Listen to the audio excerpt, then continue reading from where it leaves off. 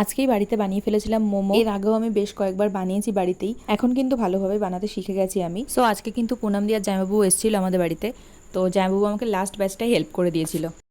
ইদানিং কী যে ভূত চেপেছে আমার মাথায়, যখনই মোমোর ক্রেভিং হচ্ছে বাড়িতে বানিয়ে ফেলছি। এত খাটাখাটনি হচ্ছে, এরকমভাবে ঘেমে যাচ্ছি। আমাদের রান্নাঘরে প্রচণ্ড গরম, তো তার মধ্যেও মোমো বানাতে হবে আমাকে বাড়িতে। মানে যতক্ষণ না বাড়িতে বাড়ির ওই চাটনি, বাড়ির ওই মোমোটা যতক্ষণ না আমি খাচ্ছি আমার শান্তি হচ্ছে না।